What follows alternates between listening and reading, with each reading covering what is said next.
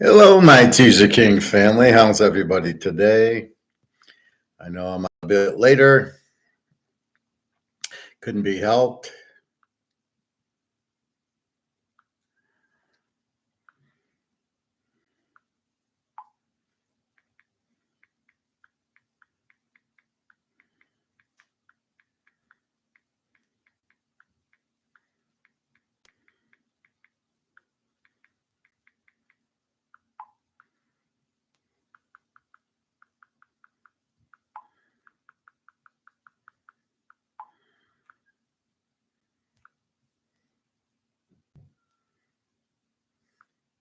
So, how's everybody today? Hope you're good. I had a busy day, very long day, but I am here now.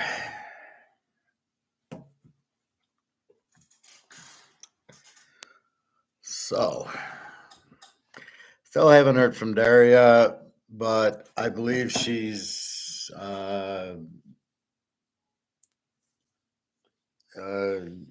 ill and that she can't get to me. She was online quite a bit today. So I think the daughter had the phone, can't communicate, but she actually read my messages. But from talking to somebody, I believe she is sick and can't talk. She's in a lot of pain. So, anyway, we hope she gets well soon. Um, let's look at gold first.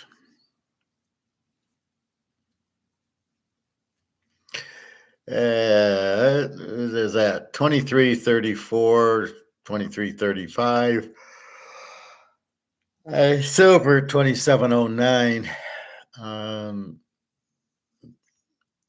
You had the 10 o'clock, you had this 8 o'clock and 10 o'clock pullback,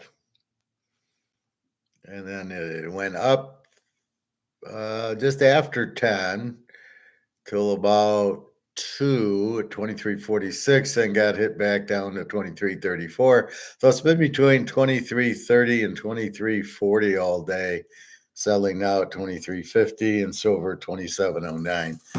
So first thing, we know it's price fixed.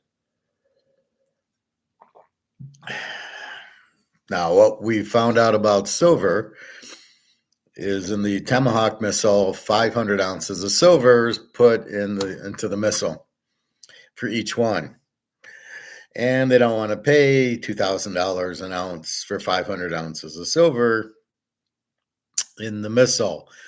So you are starting to see the picture of why it's so cheap and so undervalued, because they need it cheap to make it. However, that game works for a while and then doesn't work anymore. And the reason it doesn't work anymore is because you run out of supply. So as you have supply, you can keep it cheap. That if the demand stays away. But when people want 2,000 tons of this stuff, and the military and the and the Chinese and the Indians, and they all want this huge demand for it, it will raise the price. You have to satisfy that they need the silver, so you've got to sell it to them. You don't have it, they go to somebody who does, and they can sell it much higher. My guess is the gold and silver mines are all Madoff and JP Morgan has them, and they just pay them off. Here's $1 million. We want your silver cheap. So they get their money, but they keep the silver price down so they can build these missiles with silver. And who knows what other missiles silver's in. And we know the electric car batteries, and we know the solar panels, as well as computers and stuff like that. So they're keeping the price artificially low, as we know. And our question is, when the fuck do they not? When do they start moving up? And this, we believe, is when supply dries up, right? Okay, I need it. You can't supply it. I'll go somewhere else. And then the price should start going up. See, people are thinking logically that, well, silver's money, it should go up. They're not catching the price fixing, price controls of silver, keep it cheap so we can make our tomahawks. And like I said, it only works for a while. It eventually blows up when the demand is much higher than the supply. I need it. You can't, in your little game, you can't provide it for me. So I will go right to the mine and buy it when they can sell it at a higher price. So the problem is the price fixing of JP Morgan to the miners, keeping it low. But I think that all gets blown up eventually. And I think we're at that stage now. So that's why silver price is cheap and gold. I mean, they're both price fixed. So gold, we got to 23.34. We're kind of in a rut between 23.20 and 23.40. I am looking for the run up next week when we get into the BRICS meeting and the BRICS dollars. I was surprised. I saw my friend Julia, the one I gave the 10 ounces. She's one of the lifeguard supervisors. So she was there today, and I was shocked. What are you doing there? She was there as a lifeguard, and so I started talking to her about the silver I gave her. She says, "Well, I'll probably just keep it till I retire." And I go, "You don't understand. You need it. You're going to need it very, very soon because the dollar is sinking. It's the Titanic. The dollar's going to zero, and when the dollar goes to zero, that's why I gave you the silver, not so when you retire you'll have it." And I said to her, "Well, it's like my credit cards. I'll never pay them back because the dollar will be worthless. How am I going to pay my credit card back when there's nothing to pay it back with? I won't be able to use the dollar because it won't exist because it went to zero." So that kind of woke her up a little, not understanding that that's why I gave you the silver in the first place. I thought she knew that. She knew to get it, but she didn't know why. So I enlightened her. But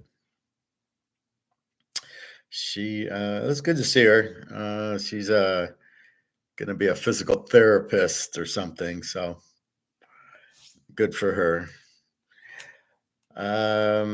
Anyway, so that's what's happening with gold and silver today. It's tied between it's being kept down. The gold is not as much price fixed because again it's demand and all the central banks want it. They can price fix it a little, but only a little because there's too much demand for it. And COMEX basically doesn't have any anymore. I guess these ETFs have a lot of gold, which is news to me. One guy, I was in my what do you call it, LinkedIn, and some guy was talking about it, and I said something like, I got to remember what I said to him. I don't know. I can't think of it. Anyway, it was just how limited it is, and it was price fixed or something, or he thinks silver's low priced. I don't remember the thing. I'll have to research it, but I did get, I make my comments when I see people who don't understand it. Anyway, so that's that. Let's look at baseball yesterday.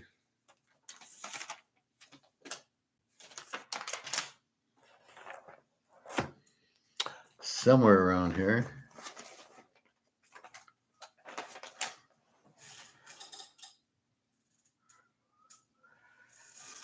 Oh, here it is. No, here it isn't. Here it is in here. I think it's in here.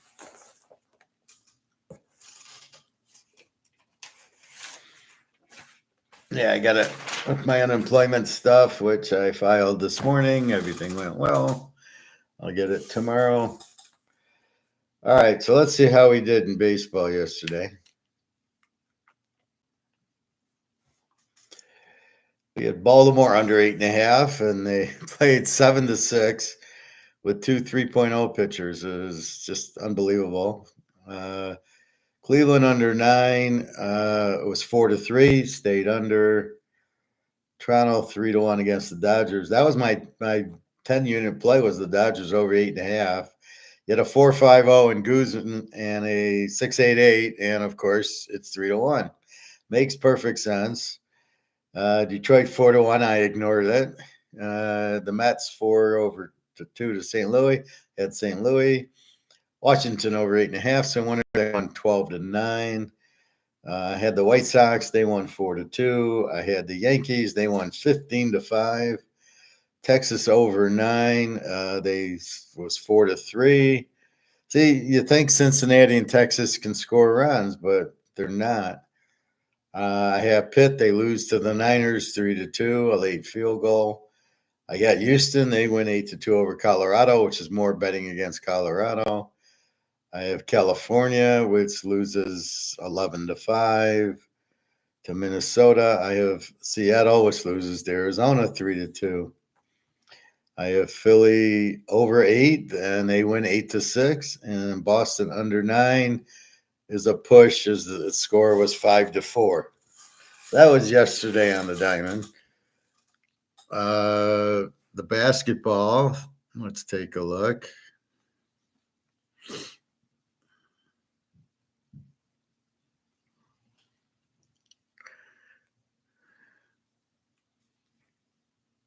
So basketball.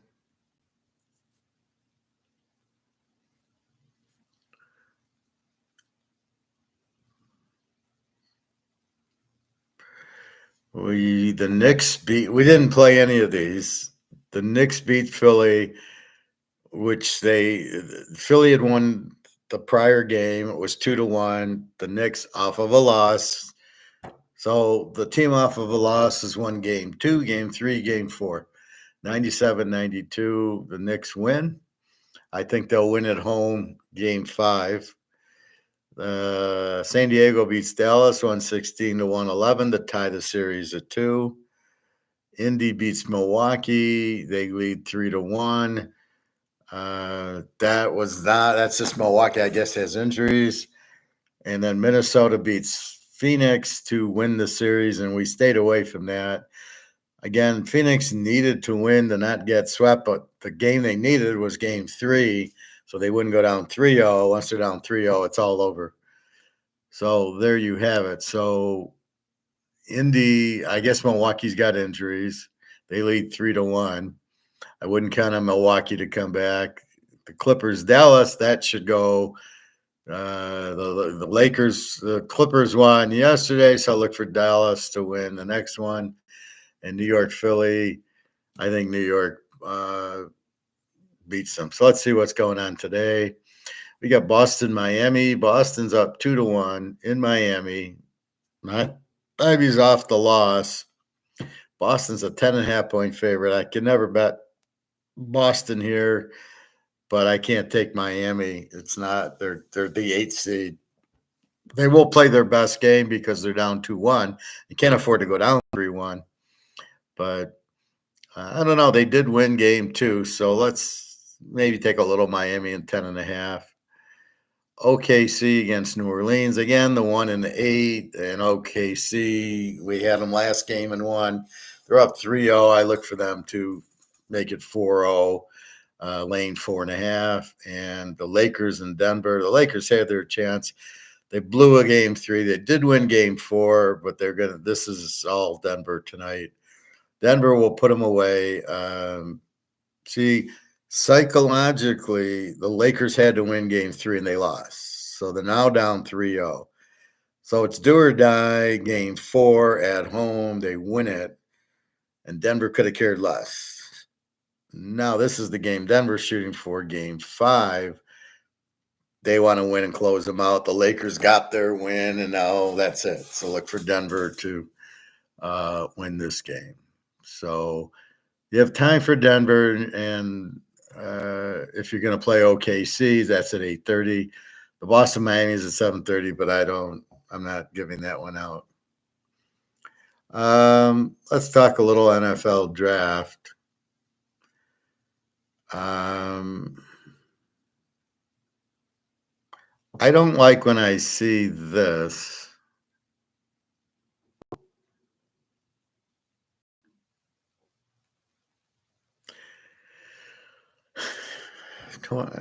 Draft grades, and they'll sit there.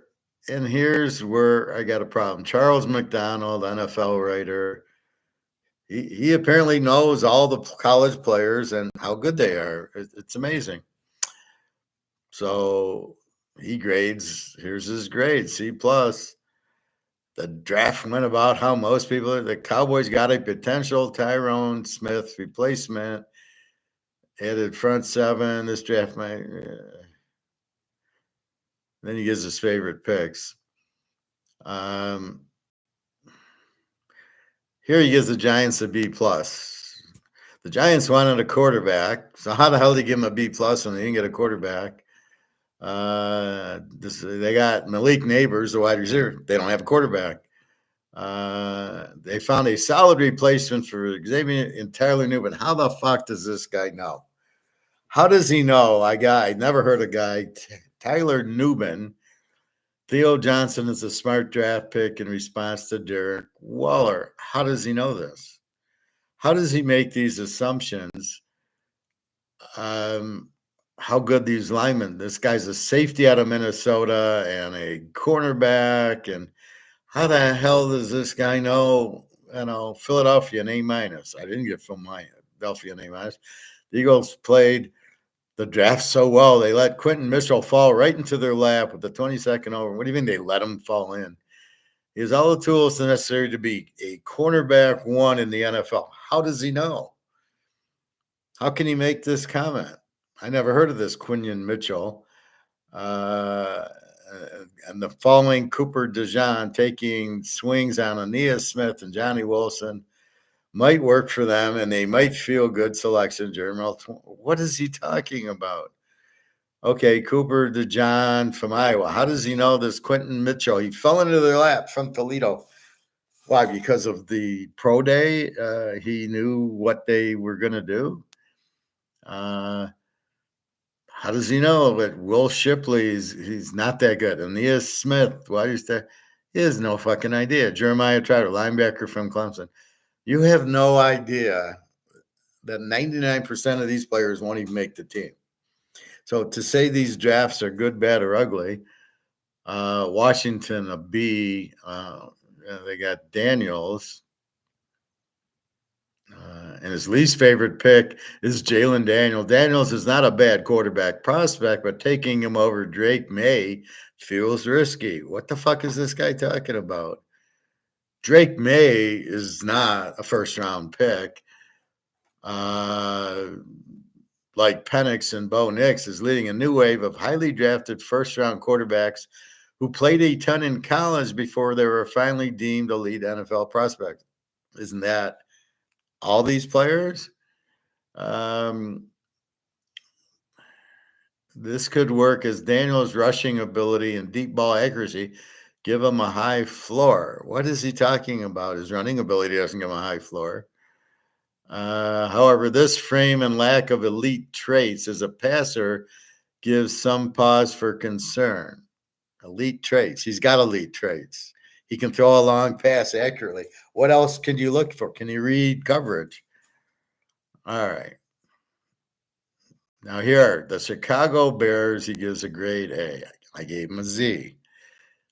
A quarterback prospect who has real deal superstar upside is here. Caleb Williams has all the talent in the world to finally be a dynamic passer the Bears have been waiting for. What the fuck is he talking about? This is a guy that doesn't know anything. So what exactly real deal superstar upside is here? He has all the talent in the world. Really? Did you see the Notre Dame game? Did you see the UCLA game? Did you see the Utah game? Did you see the Oregon game? What the fuck are you talking about? Those 3 picks against Notre Dame, and you look scared as hell. What are you looking at? What are you saying What are you seeing that I'm not seeing? He has all the talent in the world. I didn't see that. He is set up for. They drafted Roma Duzzi with their second pick in a developmental tackle. And how does he know he's a developmental tackle? How does he know if these guys are good or developmental? They're all offensive linemen. They're all the same. Even their fifth round selection, Austin Booker has quality. How the fuck do you know? Who is Austin Booker? Let's see. Who is Austin Booker? Austin Booker is an edge from Kansas. Yeah. Oh, okay. How about the guy from Yale, the offensive tackle? Or didn't he say that? Yeah. So he's saying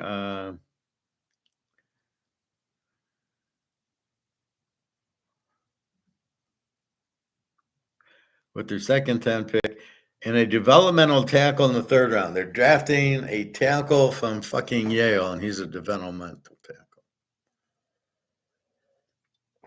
Okay, you got it, buddy. This is my point. This idiot who are we aware of any knowledge that Charles McDonald, an NFL writer, has?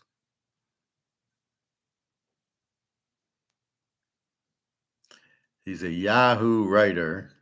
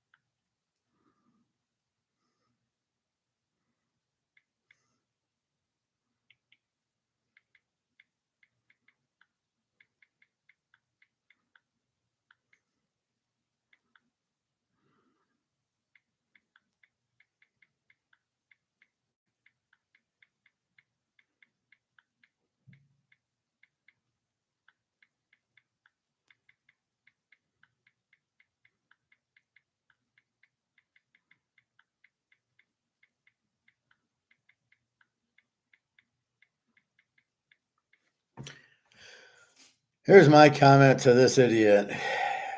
Maybe Caleb, well, it's May. I hate when it fucks my words around. May Caleb will be boss. Denver gets an A. At least have someone right who knows what he's talking about, the professor.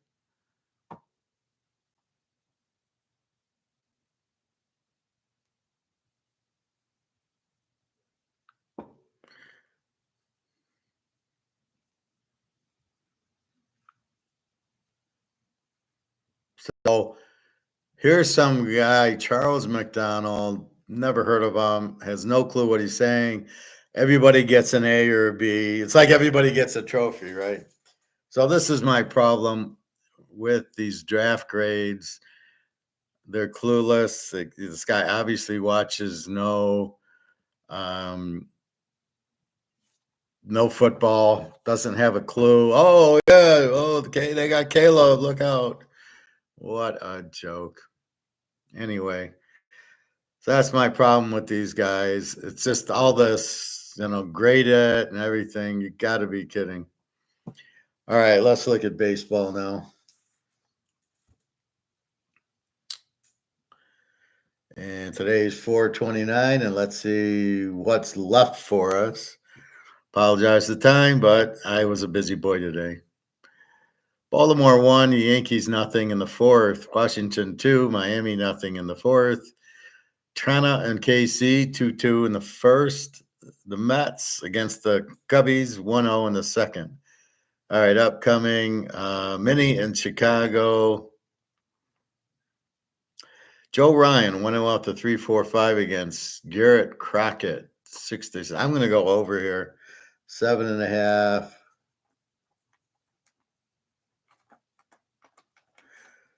They've been hitting the ball, both of them, very nicely lately. Tampa Bay, Milwaukee, also 740. Ryan Pepiot, 2-2 at the 3.70. Bryce Wilson, 2-0 at the 3.50. Yeah, I'm going to leave it alone. I don't know. I think Milwaukee can hit, but they don't. Tampa Bay, I don't think can hit. and they get 10 runs. Right now, the inconsistency in baseball, the fact that we don't know what is going on, the outcome, expected outcome, we have no idea. So I can narrow down a few teams or who's hot, but that's it.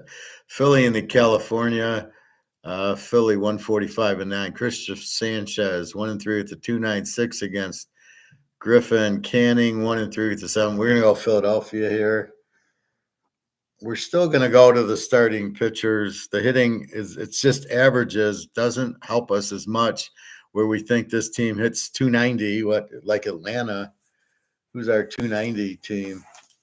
I updated my stats. So Atlanta went from 290 to 277. See, so they're hitting 290 in a week. They're now hitting 277. So they didn't hit. It's all matchups. However, the reason they didn't hit was the matchup, which was who they played.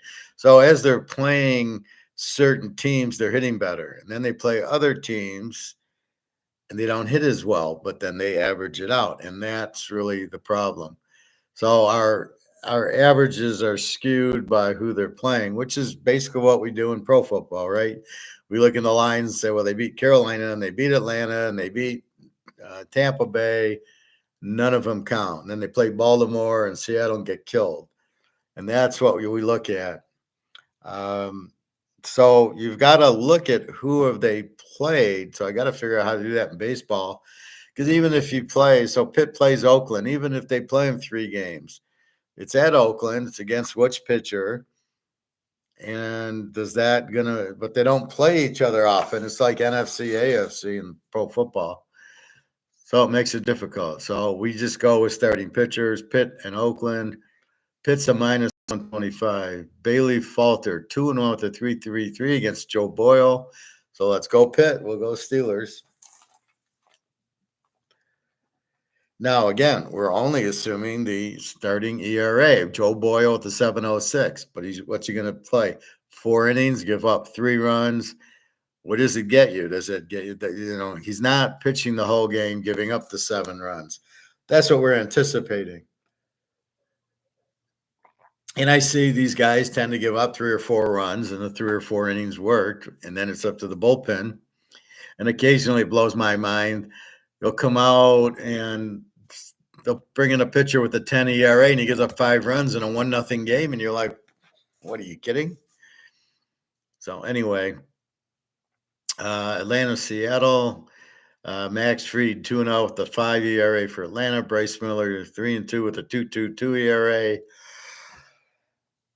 Atlanta can hit, but they had to travel to Seattle for this Monday night game. Over under a 7. Seattle, I don't think hits. Seattle has got a 219 average, down from 250. So this is the problem. You've got this weak hitting team, but what does that mean? It's an average. So it's hard to say. I think it's just because it's Atlanta, Bryce Miller with a 2.22. I'm going to go over 7 just because it's so low with a good hitting Atlanta team. Cincinnati, San Diego. Cincinnati minus 110, 7.5. Nick Lodolo 2-0 with the 2.12 against Mark Walden. I'm going to take Cincinnati here with their pitcher.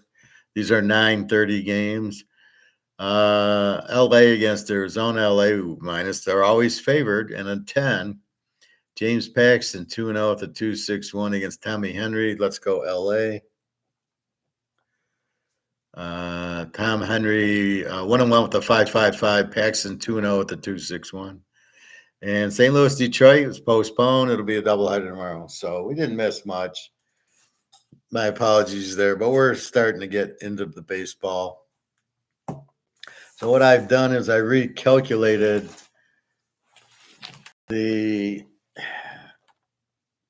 total runs for, runs against, like I do in football. I looked at the bullpens and I looked at the batting average, and that's all I want to care about. And I can see the change. So, for example, Colorado was 78-123 is now 106, 176. They're still a Z team, but you can see they're almost like they're almost like if you looked at it, they don't have a defense. They got a weak defense. So what I did was I highlighted this. So the White Sox are 77, 154, but they've been playing better. See, you won't see the improvement much, right? So Cleveland was 124.72, is now 143.97. So it basically stayed even. Detroit, 85-84 is now 111, 108. They play all these close games. So I tried to look at the try to get like in football, it's very easy. Okay, if they give up more than 25, they're an over team, over defense. And if they give up under 20, they're San Francisco, Baltimore, Kansas City. But I don't know where my number is. So my number is about 20 in football. Under 20, good defense. Over 25. I have no idea here. I got a 120, I got a 110, I got a 116, I got a 128, I got 97. So what really sticks out is KC with 90. So anything like under 100, Cleveland 97. And then I've got Atlanta 102. And then I got the White Sox at 154. The Cubs give up 130.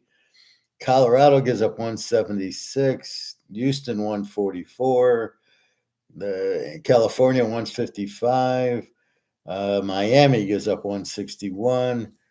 So this tells me they don't really have a good bullpen. They give up a lot of runs. Frisco 133. Tampa Bay 148. So as we're looking, and this is just okay, let's look at the starting pitchers because that's the most important stat. Hopefully we get them over 5 innings. And with that, we then go to the bullpens, and I've marked in green the really good bullpens and in yellow the real shit. So Boston, this is the overall team ERA. Boston 268, Cleveland 322, Detroit 314, KC 318, the Yankees 308. Philly 336, Seattle 310, and they don't really change. Now Seattle's went from 358 to 310, but Philadelphia was 338 to 336. It really didn't move. The Yankees went from 299 to 308. So I like leaving the last one up there so I can see. Yes, 308 is good, but it was 299, so really 308 is like 375 because it moved on it. KC stayed at 318. Detroit went from 294 to 314. So it's going down. On the other end, let's look at the worst ones. The White Sox are a 5.1 ERA. The Cubbies 4.23. Colorado's the worst at 6.06. Houston 4.92. California 5.01. Miami 5.01. Then we got Milwaukee at 4.28. And Oakland at 413, and Frisco at 443, San Diego 435, and then we end up with Tampa Bay 456, Toronto 430, Washington 428. So it gives you a better hemisphere of what exactly are we looking at to try to get into what's a real good number. So anything over 4 right now, I'm using as over 25. Which is about half the league, and then the over 5s are a lot, or the under 4, well, under 3, 330. There's a far few, so there's a lot more shitty pitchers, which is to my point. You've got 32 teams, and they're all trying to go with 6, 7, 8 bullpen guys and 5 starters every 5th day. There's not that many professional pitchers out there. This is the problem. So we understand that. So that variable where you're seeing, 4.56, a 4.30, a 4.20, a 5.0, 2 5.01s, a 4.92, a 6.06, you can see there's not enough pitchers that are professionals. and they all get injured because they're trying to throw too hard. For some reason, these idiots think you got to throw 100 miles an hour to be a good pitcher, which you don't. It's like you got to be able to throw a ball 100 yards to be a good quarterback. Well, not only did Joe Montana and Tom Brady prove it wrong, Aaron Rodgers proves it wrong. He doesn't throw the ball 100 yards. And yet they'll put a premium on Josh Allen because he can throw the ball long. Or Drake May, he can throw it 80 yards. Well, if you can't read the defense, it don't matter. And if they blitz you and you throw it to the wrong team, it really doesn't matter how far you throw the ball. That's not the important variable. So a lot of these guys in the draft don't understand which variables are important. Again, can you read the defense? Bo Nix, yes. Caleb, no. This is the point that they're not getting. Caleb's great because he dances around. Okay, wonderful. You think Hartman stinks? I don't understand Washington signing Hartman because they got Penix. I could see where New England would have signed Hartman. But I think New England signed another quarterback. Didn't they sign Radler? How do you sign Radler? What is that? Well, he was good before. He was recruited at Oklahoma, so he was a really good quarterback in high school. So we'll give him a chance because in college he sucked. Okay, but Hartman looked really bad. Okay, I don't know what game you're watching. That's the biggest steal in the draft. Washington getting Hartman.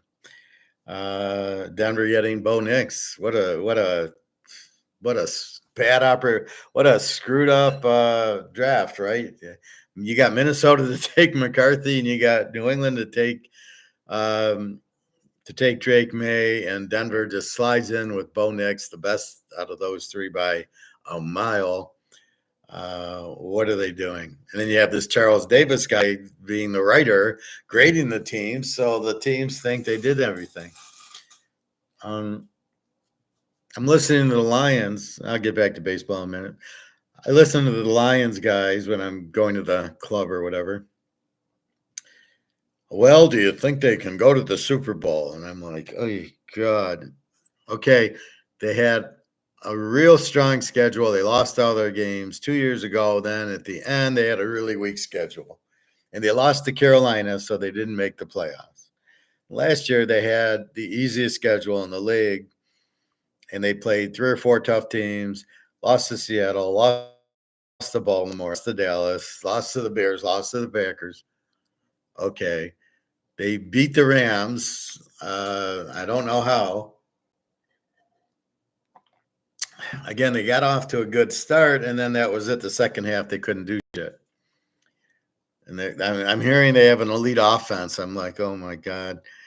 And then, well, now that they got cornerbacks, their defense should be better because, of course, we know these are all pro cornerbacks that they drafted. Oh, God. Really? You don't even know if they'll make the team, and you're already their starting cornerbacks are Joe Blow from Alabama and Joe Blow from Missouri. What does it show? It doesn't show anything. So they're already starters. They're already all second contract guys. It's ridiculous. You don't know. These guys haven't played a snap in the NFL. You don't know if they're any good. The Alabama receiver, Williams, he's not any good. He's fast. Does not make you good. It makes you fast. I'm still not sold on golf, and I'm still not sold on their coach. Let's go for fourth down tells me you don't have a good defense. You're afraid your defense can't hold, and your kicker's not good. Maybe. Or maybe you're just an idiot and you go for it on fourth down. But that's what it looks like to me. So with that said, you added nobody on the defensive line and no linebackers. You added some cornerbacks, which guy Alabama does not make you a good cornerback. Guys out of LSU does in Georgia. But Lions don't like taking good players from LSU and Georgia. They like taking Alabama guys because they get paid a lot. They take pay cuts to come into the NFL. So I don't know. I don't know what you got. You got a couple of cornerbacks. Big freaking deal. You'd have been better off with the safety from Utah or UCLA, I believe. You didn't take him. And then How are they in the Super Bowl? The coach fucked you. Hey, Greg and John. The coach fucked you with his going for fourth downs, but it was a fluke. You had the easiest schedule. You had home playoff games against LA, and then Tampa should have been at Dallas. You would have lost. But Dallas has the worst coach and the worst quarterback for a playoff team outside of Lamar. So that's that. And then you have what? You have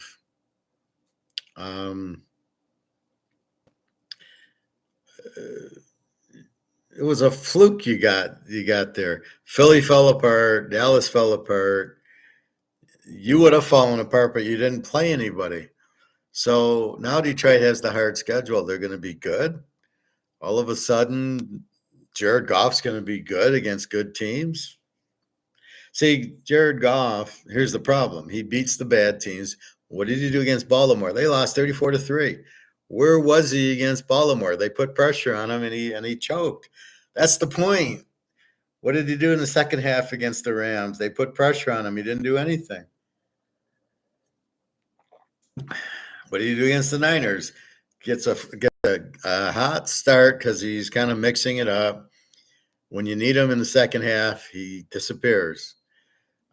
So he did that as second half against Tampa. Disappeared. You let Mayfield look good. So their problem was they let all these receivers catch 200 yards on them. That is the defensive coordinator and the two deep zone and not covering anybody. They couldn't cover CeeDee Lamb or Jefferson, if they had 5 guys on them. So they're just playing the zone. So you draft 2 more cornerbacks. You're still playing the zone. You still got the same defensive coordinator.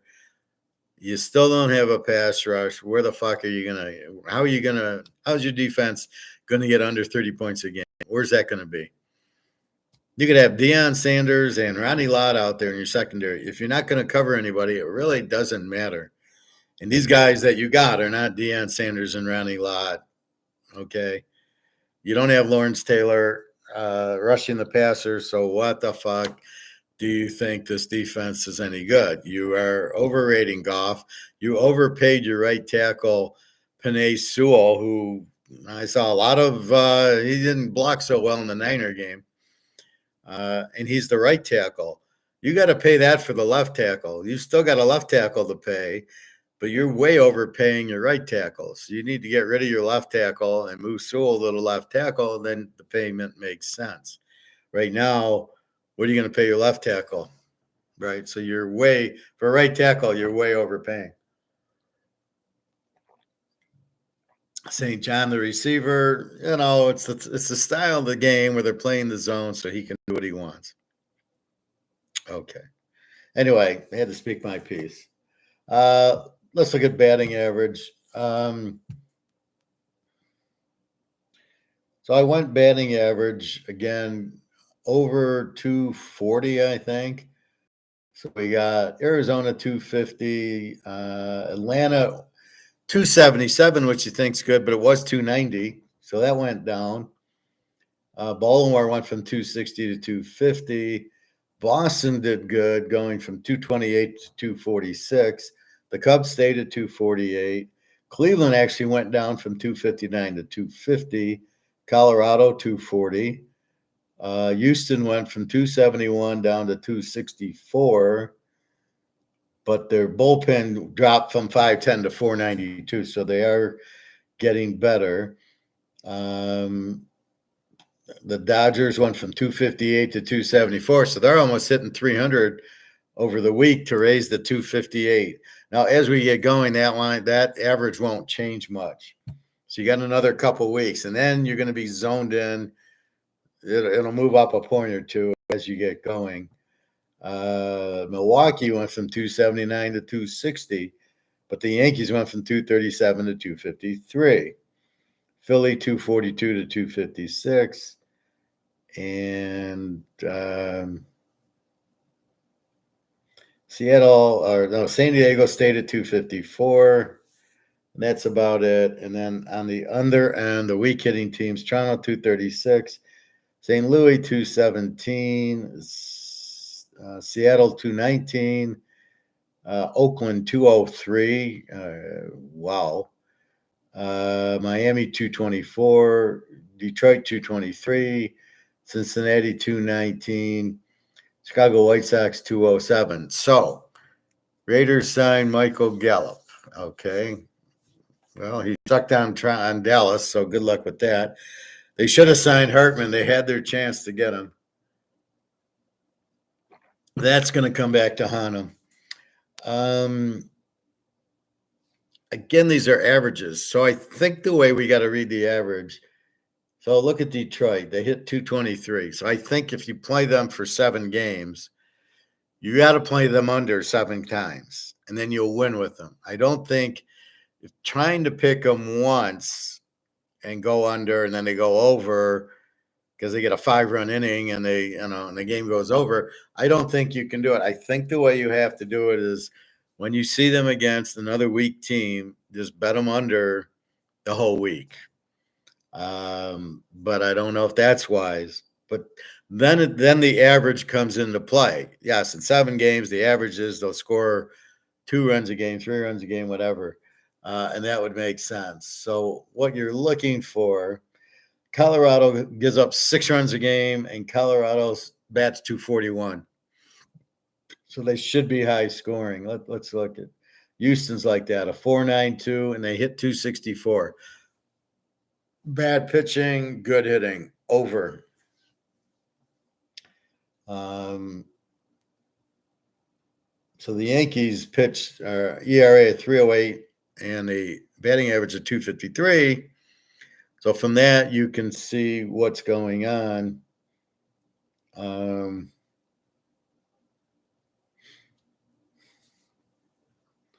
Philly, 336 ERA and a 250. So you can see where they should be A teams when they can do both.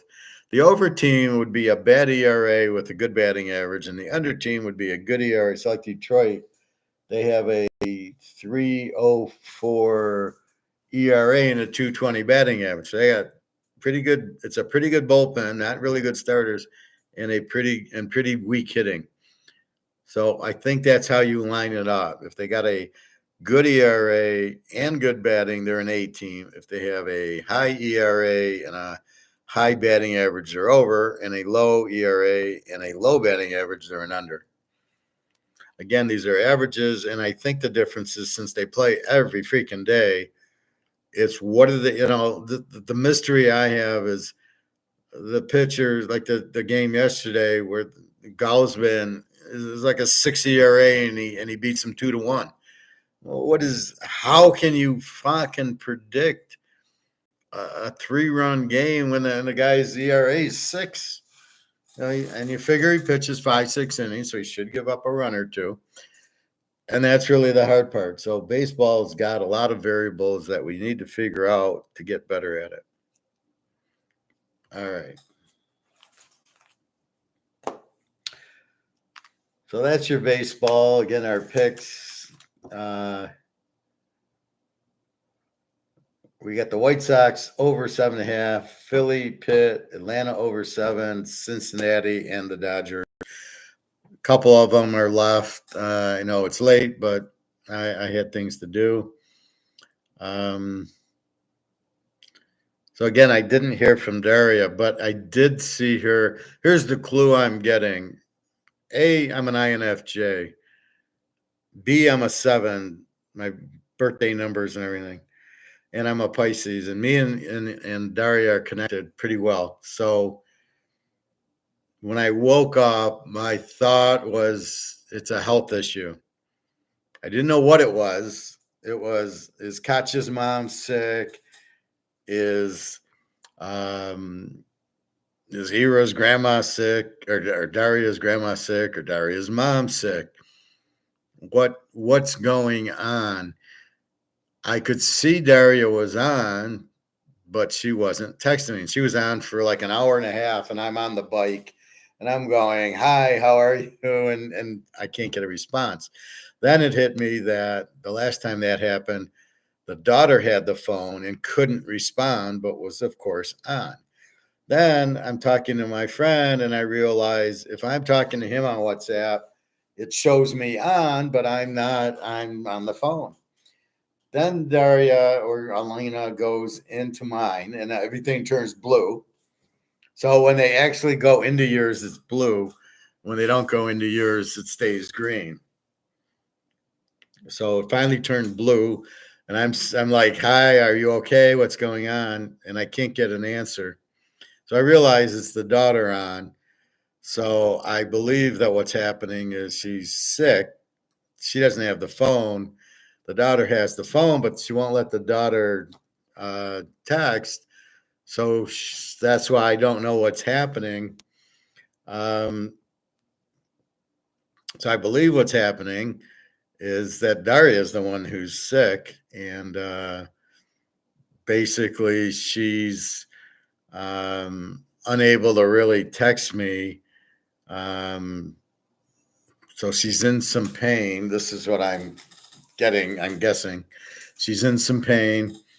Alina's got the phone, so she won't. So she doesn't have the access to text me, but she is on, which shows that. So I believe that's what's happening.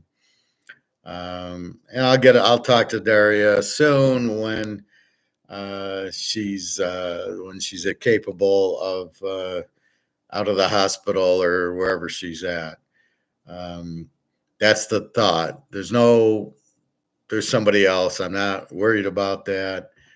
Um, and it's just wait. So we'll see. So I don't know if we have to postpone the vacation until she's ready or not. I don't know. The mother, we got to wait for the mother to watch the daughter in July. So hopefully that happens. Um, I believe there's other influences around her that kind of keep her down. But we will see. And and that's it. So I hope she's okay. Jenna's fine. Jenna's got a fever too, which we can't figure out. She said, I said, just take hot tea and go to sleep. She said, I'm not tired. How do you have a flu and a fever and not be tired? It's strange. So I'm not sure what's going on with her. And Daria is clearly sick. That's why she's not talking to me. Like, there's never a reason. There's two reasons, as I've explained. She's either not talking to me because she doesn't want to, or she's not talking to me because she can't. Because sometimes I feel, oh, she's with somebody else and she can't, versus she doesn't want to. I never get the sense that she doesn't want to. And I'm very strong INFJ. I'm very strong psychic, right? So I know when I pick my games, I tell you I feel it. Those are usually the picks I make, the 5 or 10 or the locks in football. I feel those games. That's why I'm very good at it. Is I just look at it and I go, yeah, this is what's gonna happen. I can predict the outcome because this is the expected based on these variables. This is the expected outcome that I've seen over and over and over. Picking football for 40 years, baseball it's not nearly as strong. But that's what I'm getting with Daria. I'm very strong. The expected outcome is she should be texting me, but she can't. But it's not because she doesn't want to. It's because she can't. She's not able to. She's sick, right? Or she was with somebody who was sick. But I see illness. So I wake up, and when I dream, I can see illness there. So I know she's ill. That's why she's not talking to me. And I don't know when I'll hear from her. Hopefully the next day or two, and she'll tell me the story, and I'll tell you. But that's the thing of being psychic. You can kind of sense things and feel things, and that's where I'm really good at. And the same thing with gold and silver. I'm telling you, gold's going to the moon. I'm feeling it. I'm not. I look at the variables, and the expected outcome is gold's going up because the dollar, based on the dollar going to zero, then then the natural thing is gold goes up. And it's not because the dollar's going to zero. I mean, in this case, this is the only thing you can go into is gold and silver, but it's not really. It's just that gold has got its own value, and the dollar, knowing that you can't keep printing it, you know that the dollar's going out. Uh, if you print it a lot, it has no value. So knowing the dollar has no value. Knowing BRICS is coming up next week and announcing a gold-backed currency, then the most logical expectation, the expected outcome is gold going up because everybody will frenzy to gold because A, it's available, and B, they'll all know the dollar will collapse because it can't compete against gold. And the U.S. will cry and stomp their feet. There's nothing they can do. Russia, you're pissing Putin off and you're pissing China off. They're not gonna play nice if you're not. If you would have been diplomatic, had I been president, this would never have happened. But if you're diplomatic and you're smart and you're stoic, I would have played Marcus Aurelius. I'd be pumping up first of all, I'd be buying gold. Oh, that's what I said on LinkedIn. Somebody says about the Wall Street banks having gold, and I says they have paper gold. They don't have physical gold. The U.S. banks are not buying gold. At best, they buy ETFs, which are paper gold, but they aren't buying physical gold. It's the central banks all over the world, in Russia and China. They're the ones in India. They're the ones with the gold. Saudi Arabia. The Wall Street banks don't have any gold. There's no proof of that. They just, in Wall Street world, it's all paper. It's derivatives, and that's what they own. And that isn't owning gold. That's owning paper gold. That's what I made that comment. Like, they don't own physical gold. They're the idiots doing the derivative. The bullion banks, JP Morgan, Goldman Sachs, it's all derivative gold. It's not paper. It's not physical. So that's what he said in his article, how the Wall Street banks have gold. And I said, no, they have paper gold. That's not real gold. That's not physical gold.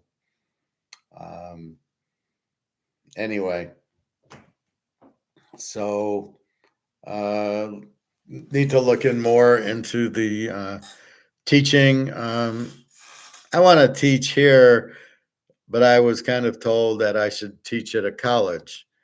Would be better suited to gain an audience to do it live. And I said, well, I do it live here, but we'll see. I'll play around with it. And otherwise, that's my goal. What else?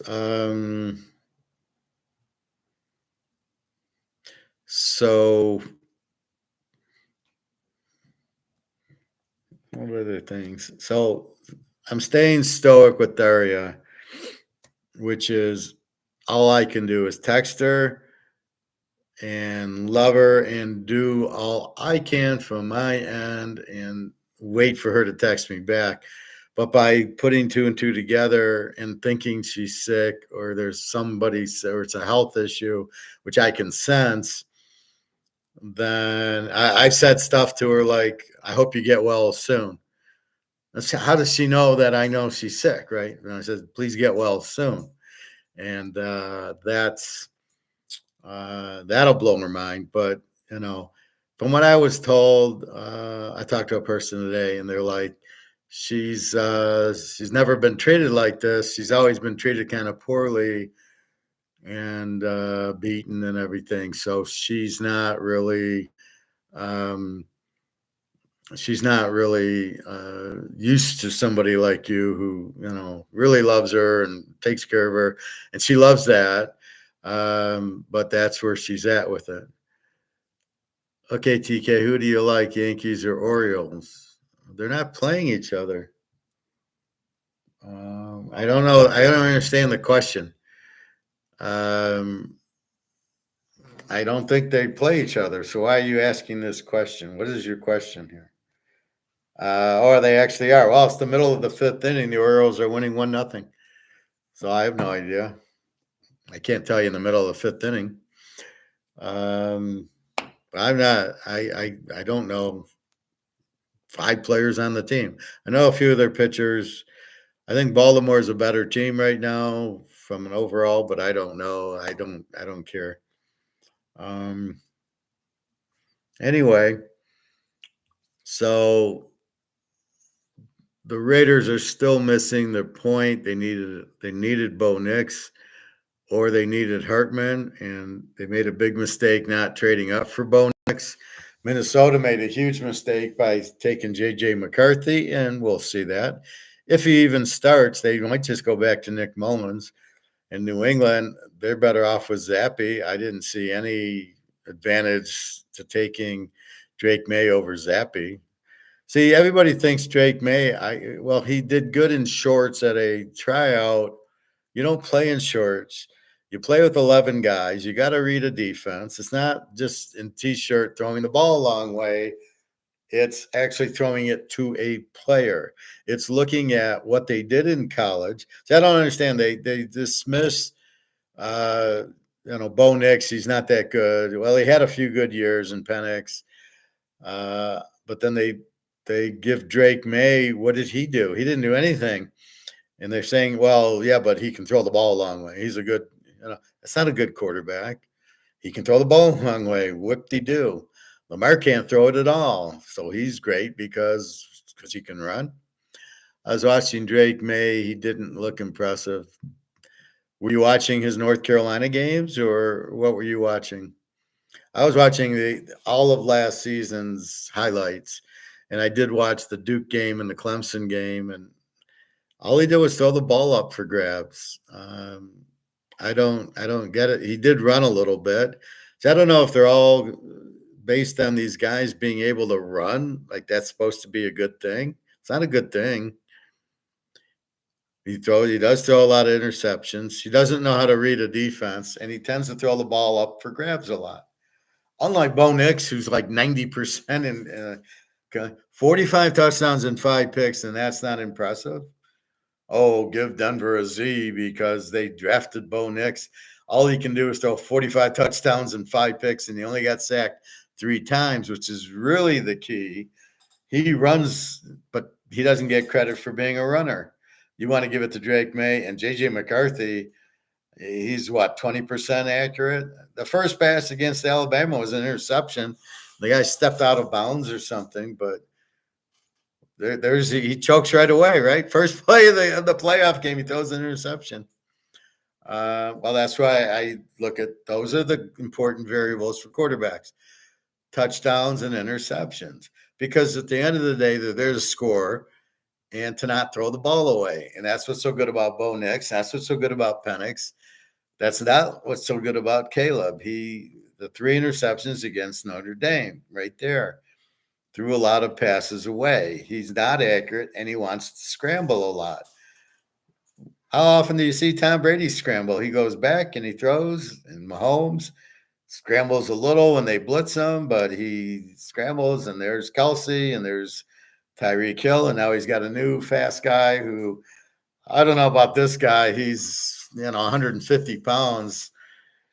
He's fast, but he gets laid out once, you'll never see him again. But that's the thing is they don't know what variables to look at. So Drake is this great quarterback. Minnesota blew it taking J.J. McCarthy. Who the hell is going to get the ball to Jefferson? I'm telling you, they're going to have to start Mullins again. And this is the thing is these guys, these idiots who grade this shit, who don't know what they're doing, they're not going to step right in as starting quarterbacks and catch on. That doesn't happen. Richardson got hurt, 3 games into it. Bryce Young sucked the whole year. He's a bust. Caleb will be a bust. You think Caleb's going to walk right in and hit Keenan Allen and DJ Moore, not a problem? And Oduzzi, you think he's going to get on the field? Really, you want to play a bunch of 3 wide receivers? And you don't have an offensive coordinator, Chicago, or a good coach. So I don't know what the hell you're thinking. C.J. Stroud was decent. No, he wasn't. Who did they play? Jacksonville, Indy, and Tennessee. Yeah. Okay, C.J. Stroud. They went to Carolina and lost. How the fuck do you lose playing Bryce Young? And he won 2 games last year. I think the other was against Atlanta or something. How the hell do you go to Carolina and lose? And you're going to tell me this guy is decent. This guy is not decent. Decent quarterbacks do not go to the worst team and lose. They might win 20-17. They lost 17-14. He got 14 points on the Carolina defense. Okay, don't tell me he's decent. He won a playoff game at least. Against whom? Who did they win?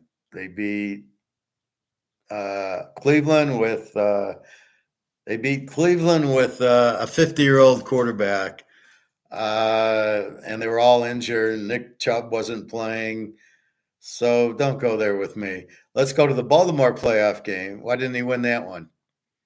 Let's go to why didn't he beat that? You got to understand the playoffs are watered down. That first week, there's teams that shouldn't be in there. So him beating a bad Cleveland team with Joe Flacco, who's 50 years old, who didn't win too many playoff games himself.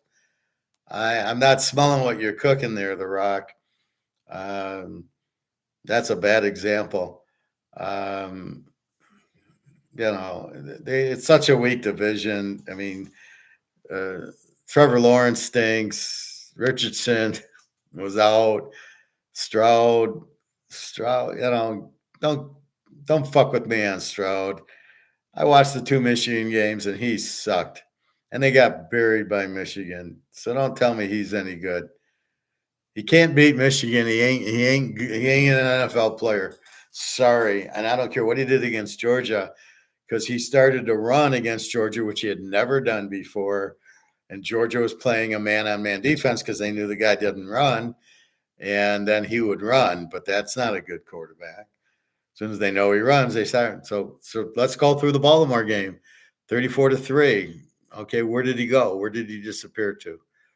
If he was a good quarterback, look what Mahomes did, 17-10. Mahomes got 17 points. Good defense of Baltimore, but you're going to face those in the playoff games. He gets up 17-7 right away, and the game's over. How come Stroud didn't get 17 points? Joe Burrow got like 20 and then got injured in the Baltimore game. So those are the real quarterbacks. So don't bring this shit to me. Let's see how these quarterbacks do this year. Most aren't ready. Well, the only ones that are ready are Bo Nix and Penix. Hartman's ready, but what the fuck? And I'm not quite sure. I wasn't sold on Daniels at Arizona State. He sucked. When he went to Notre Dame, Brian Kelly kind of coached him up, and he was decent near the end of 2 years ago. And then last year, he was much better than I thought. Brian Kelly runs a very good offense. So I'd like to see that LSU offense in the NFL. Look what Burrow and Chase and Jefferson did to it. Yeah, if you get a chance, watch that LSU. Watch those games. I mean, Chase, Jefferson, and Burrow. It's like, oh my God, look at this offense. Chocolatey clear running, and Randy Moss's son. I don't know why he never made it. But what a fucking offense. The best quarterback and the 2 best receivers out of the top 5 in the whole history of the league. And just amazing. So you got Brady, and you got Johnny Unitas, and you got Mahomes, and then there's Burrows right up there in Montana. So that's what you have. So I look at things like, who are you betting on? You going to bet on CJ Stroud against Baltimore? You're going to bet Lamar against KC? Really? Good luck. You're going to bet Jalen Hurts against the Niners, against Dallas? Can you bet Dak Prescott against anybody? Do you trust Dak Prescott? They barely beat the Lions 20-19. You want to trust Dak Prescott? I'm tired. Good fucking luck. That's what I'm looking at. I'm not looking at CJ Stroud throwing for 150 yards against Indiana because they have no defense. Let's look at him against the good defensive playoff teams. Then we can talk. And he doesn't show up. Lamar doesn't show up. Tagovailoa doesn't show up. Josh Allen barely shows up. But you know who shows up? Burrow Mahomes. You get Burrow Mahomes as a dog, it's an automatic 20-unit play. And as it showed, we had him against Mahomes against Buffalo, Mahomes against Baltimore, Mahomes against San Francisco. WWW. That's what you're looking at. I don't give a fuck. CJ Stroud had a good game against Joe Flacco. I mean, you can't bet on him. You can't trust him. He wasn't good at Ohio State. So this is the problem. Again, he lost twice to Michigan. He's not a good quarterback. So anyway, that's my point. That's what I'm looking at. We are not looking at the same thing. Can Trevor Lawrence throw a completion? Yeah. Can Lamar throw a 20-yard pass? Yeah. Sometimes. Can Jalen Hurts hit? Sometimes. Not. Where did Jalen Hurts go? Well, the whole last 6 games, he was what, 1-5, and he loses to Tampa in the playoff game. Sorry, I'm not going to Jalen Hurts. Kyler Murray, I like better than half these guys. Or at least he won the Philadelphia game. Give him credit for that. Drafting Marvin Harrison was a huge mistake. If that's what it is, because you could have got Oduzzi or you could have got kid from Oregon down the road that would be just as good for Arizona, and they could have picked up more picks. You don't need Marvin Harrison for it's a terrible way of picking. Sorry. Not good. But these guys don't know what they're doing. It's whatever Mel Kiper says. Hartman is a third string for the Redskins, they say. No, he'll be starting. If they didn't have Daniels, he'd be starting. But I don't think Daniels is better than him. I think Hartman is just as good as Daniels, and that'll be the steal. But I don't think he's third string. If I remember, the Redskins have 2 crappy quarterbacks with Sam Darnold or something, or I don't know what team he's on. They don't have good quarterbacks, so he won't be third string. Let him play. Let's actually see him on the field. He'll be fighting Daniels for the starting job. But because Daniels was the second pick, they'll give the job to Daniels, even though Hartman's better than, let's put it this way, Hartman's better than Brock Purdy.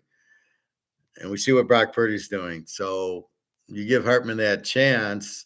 You give him a good coach who's not politically inclined to, well, we drafted Penix second, we must play him. Or Daniels, and you start the best player, Hartman would be starting. If I'm the coach, Hartman's my guy, and I'm laughing going, we got him as a free agent. The Chargers drafted Jerry Rice's son. Is he any good? No. I watched him at Stanford. He ain't Jerry Rice. He's Jerry Rice's son, but he ain't Jerry Rice. See, again, why was he drafted? He's not good. Because of his dad. I mean, that's ridiculous. He won't do anything. He's not the answer. The answer was, why did you drafted? Why didn't you take Brock Bowers? That shows you how stupid an organization. This is why the Chargers lose all the time. I read somewhere where the Chargers really didn't have much talent. Bullshit, they didn't have much talent. Keenan Allen and Mike Williams. You had Bosa and Khalil Mack. You had the safety James. And you got Herbert. What the fuck you saying you don't have talent? And the running backs. You had a ton of talent. They should have won 12, 13 games easy last year. They lost them because their coach had his head up his ass. And like the Minnesota game, for example, you're winning by 4 points. You've got the ball at your own 25. It's 4th and 1. And the idiot coach goes for it. And you got lucky to win that game. What are you doing? that's why they lost. You have this coach who's an idiot, right? Period. That's it. And they played a lot of one possession games. They lost to the Lions by 3. Uh, Terrible defensive coordinator. It's a lot of these coordinators are clueless. Again, you've lost so many good coaches that you have 32 teams and you don't have 32 head coaches that are any good. And that means you need 64 coordinators and you maybe have 10. And they all go to Kansas City. Andy Reid's the offensive coordinator and Spagnuolo's the defensive coordinator, and they're laughing, going, these offenses suck. The defenses suck. There's 2 or 3 teams with good defenses. 49ers, Baltimore, maybe the Rams, although they got to replace Aaron Donald. That's it. The Lions don't have a good defensive team. Neither does Chicago. Neither Minnesota's close. Green Bay, and that's it. Green Bay ain't winning with Jordan Love. What, are you kidding me? And we know Baltimore won't win with Lamar. I mean, these are just, we're watching, right? What Lamar's in his 6th, 7th year now. No good playoff wins except for like when Tennessee had the whole team injured, or last year he beat a C.J. Stroud-led Houston team, which is worse than Baltimore. He hasn't won a big game. The league's so watered down now that it sucks. The Lions are winning all these games. How many bad teams are there? And yet they keep finding them. Well, yeah, we beat Atlanta and Carolina and New Orleans and Houston and Tampa, and oh yeah, we played the Giants in Washington, and you're just sitting there like they got Denver when they sucked and Oakland when they sucked. They beat San Diego. I mean, come on, give me a break. Who are you playing? The only reason they beat Kansas City was Kelsey and Neil Smith didn't play. Had they played them later in the year, they would have gotten killed. So again, the only real good team they played was Baltimore, and they killed them. And that's what I'm viewing. This year, Detroit will be lucky to win 6 games. They've got the harder schedule, and I don't know who they can beat. And they're going to lose, twice to Green Bay, and they'll lose probably once to Minnesota, assuming Nick Mullins is the starter. And then the Bears, they'll sweep the Bears because Caleb sucks. I mean, Fields beat them last year, right?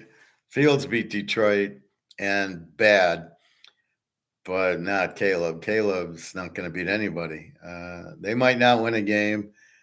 I don't think New England's going to win a game. I don't think Carolina's going to win a game. Tennessee.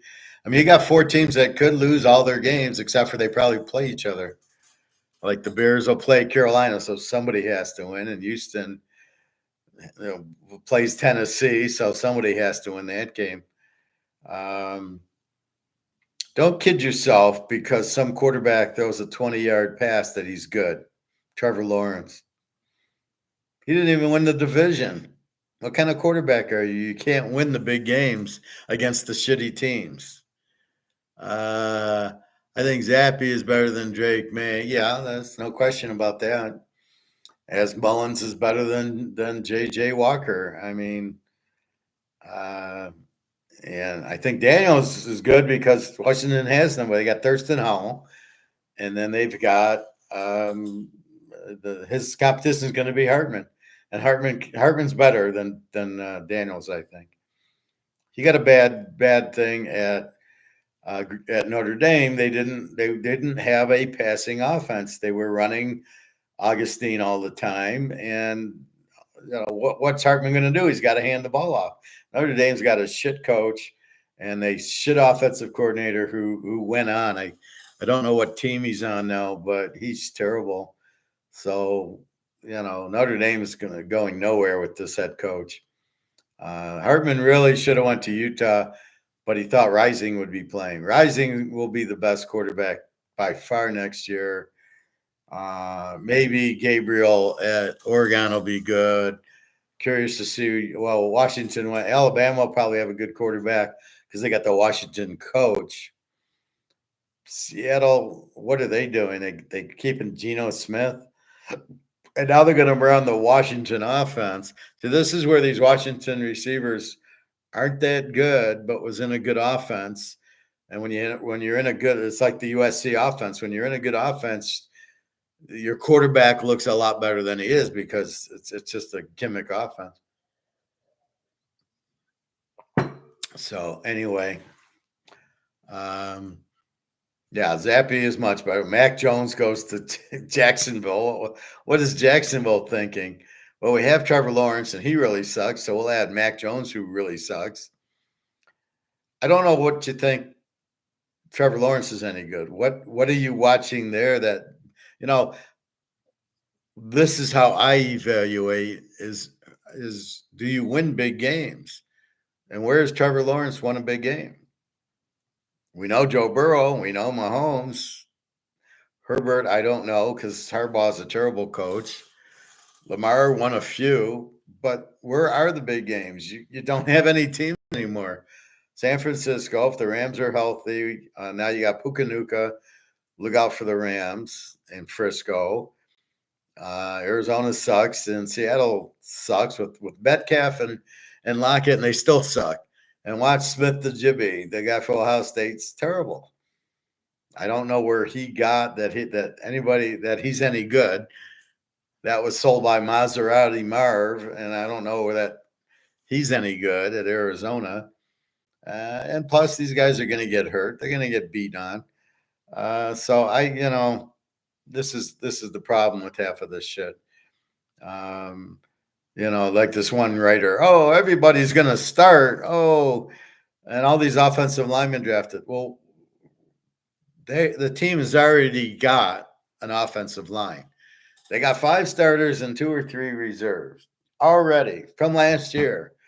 So now you're going to draft a kid who's never played in the pros, who's far younger, far lighter, has no technique, and he's going to walk in. You think this San Diego Joe Alt's going to walk in and be a good lineman? He has no chance. You could have had Brock Bowers, who could walk in and be a superstar tight end, which is what he is. But this guard from Notre Dame, I didn't see Notre Dame putting up 50 points a game. I didn't see this guy do anything at Notre Dame that would make him stick out. So I don't know what they're looking at. These guys are all like on drugs or something. They're all on fantasy land. So I don't really see it. But that's, I don't know, what are you going to do? So that's really the problem. Like I say, they all have offensive lines with that. They all have their starters and they're back. Nobody on these offensive lines, this Alabama guy is not going to start whatever team he got drafted on. It's just a fantasy that I'm here. I'm fighting for my job. I got to get paid. I've been in the league 5 years. You're not taking my job. And, here comes a guy from Alabama who's they're never any good anyway. Alabama's one of the most overvalued colleges for players. The players are never any good. Very few Alabama players are any good. Just because it's a system run there. It's all it is. Look at Bryce Young. Look at Tagliabue. They're not good. Tagliabue is smooth, but he's not good. And look at Mac Jones. The guy couldn't, what was it, 5 touchdowns and 30 interceptions? Yeah, he looked really good. It's just the way the system works there. But all these GMs are just fooled. We'll take an Alabama guy, like the Lions guy keeps taking Alabama guys. Yeah, don't work, fella. TK, who you like to win, Jets or Denver in the well, it depends who's healthy. Right now, I'd have to take the Jets because they've got Aaron Rodgers if he's healthy, and they got the defense. Denver, it's going to take Bo Nix a little bit of time. I do like the running back they got from Notre Dame. I'm not sure if they have the killer defense, but I love Sean Payton. So Sean Payton has the edge in coaching over anybody. So we got to see how quickly Bo Nix, but I think he's perfect quarterback. it's Drew Brees all over again. So Bo Nix is Drew Brees. Size is immaterial. He can scramble around enough, and he's very accurate down the field. Beautiful pick for Sean Payton. I don't think he knew he got rid of Russell Wilson thinking he's going to get Bo Nix. But this is where he's outsmarting. The Minnesota guy takes J.J. McCarthy and it leaves him Bo Nix. He's the guy had to be like, this is insane. How did the guy take McCarthy and Drake May and leave me Bo Nix? The best quarterback in the country last year, and he falls to me. And I don't understand why everybody's so in love with Caleb. Take a look at the Notre Dame game, the UCLA game, the Utah game, the Oregon game. And I love the Oregon game because then you can see Bo Nix against Caleb, and Bo Nix just eats him alive. He's up 14-0 2 minutes into the game with 80-yard passes, and Caleb – I was watching the Arizona game, and at halftime, I think USC had 3 points. So against good defenses, he doesn't show up, and what is he going to get in the NFL? Now, the Lions don't have a good defense. Many will give him a little bit of trouble. Chicago, Green Bay, I'm not sure. But he's still not going to do anything. I know all you got to do is blitz him like Notre Dame did, and you got 3 bad interceptors. He just lofted the ball up there. So that's what you're looking at. And again, those type of questions, Greg or John, I can't answer now. I can only answer you if at the time. To me, Cincinnati is the best team with Burrow and Chase, provided they're healthy. But if Burrow gets hurt, then that changes everything. And that's the thing in football. These players get hurt, so you can't make these stupid predictions for the end of the year. All you can do is stack them up as of now. It's Mahomes, it's Burrow, 1, 2. Then we'll see. Then it should be Aaron Rodgers healthy. Then it'll be Denver, maybe San Diego, although Harbaugh is so bad. And then Oakland, if they find a quarterback, which they don't. New England will lose every game in Tennessee unless they play each other. Then one of them has to win. Miami, they need a defense. They still need defense. Buffalo, I love the safety they got. And I think they got a receiver. I don't remember. Buffalo will never be good until they run the ball, and not with Josh Allen. Same thing with Baltimore, but I don't think Baltimore got a runner. They did get Derrick Henry, but he's 10 years in the league. I don't know if he's still a powerful runner, but will Lamar let him run the ball? Because Lamar's going to want to run it. He wants to be the star of the show. And that's it. And they're much better than the NFC. The NFC's it's a one-horse race. San Francisco. A little bit of the Rams, a little bit of Dallas. I'm not sure Philly can even compete anymore. And maybe Green Bay, and that's it. If I heard the Chicago over-under is 8.5. Okay, I don't bet those things, but for you guys, bet the under. I mean, that's a lock. How are they going to win 8 games with Caleb? How are they going to win 4 games? Who are they going to beat? They have a decent defense, I think. I don't know. Fields had to run because he couldn't throw the ball. And I think Caleb doesn't like to run. So Caleb's going to throw about 20 interceptions. Maybe there's a stat on that one, how many interceptions Caleb will throw. And then I would bet over I'd bet over 10 or whatever, over 20.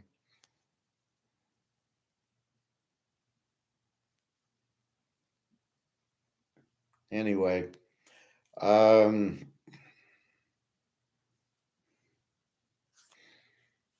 so we will see. Let's see, but you gotta watch the injuries, and it's all quarterback and defense. That's football. That's college football. Look for Oregon to be good again. Washington, I don't know. They lost their coach. They lost the offensive coordinator. I'm not sure who they got to replace him. We'll go through that when we get the magazine in June about the new coaches. And that's it. So we got to see. Alabama should be good with their coach. Georgia's loaded. Oregon's good. Notre Dame will suck. If they couldn't win with Hartman, they ain't winning without him. Clemson's terrible. It's hard because they're signing these players. I don't know what they're paying these players. I don't know what's truthful. If they actually paid the Washington State quarterback $1 million to come to Miami, I find that hard to believe. But it's, show me where he got paid anything. And Van Dyke went to Washington, went to Wisconsin. We'll see. And Cam Rising. So, yeah, so it's interesting, but you've got that's why I like Utah, the good coach, great defense every year, and then Cam Rising. And with that defense and Cam Rising, they'll be in the playoff, well, especially 12 team. I don't know what division they're in now. Is Utah in the Big 12? I don't know. Is there a Pac? Is there a Pac-10? So it's Washington State and Oregon State, and they're still in the Pac-10. I didn't quite get why they got rid of the Pac-10. It was a great college. It's still there. UCLA, USC, Oregon State. I mean, the teams didn't leave. They just switched divisions for money. Seems really, see how everything's evolving around money, politics, with the lobbyists and the college football. But yet in the pro football, the West is the West. LA, San Francisco, Oakland, still in the West. So they didn't. So what? USC, UCLA, Oregon, Washington are going to go play Michigan and Ohio State. So every other week they're going to be traveling to the Midwest. And what happens when the dollar collapses? How the hell are they going to get there? And what are they going to pay all these players? It's going to be very interesting when the dollar collapses. Cam Rising is the quarterback at Utah. He's the best quarterback in the country. Number 1 draft pick.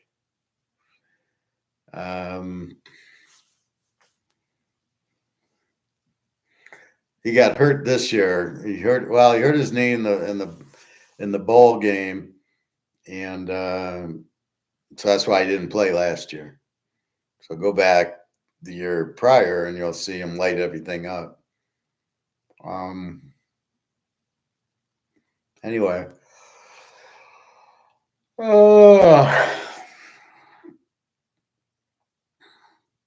So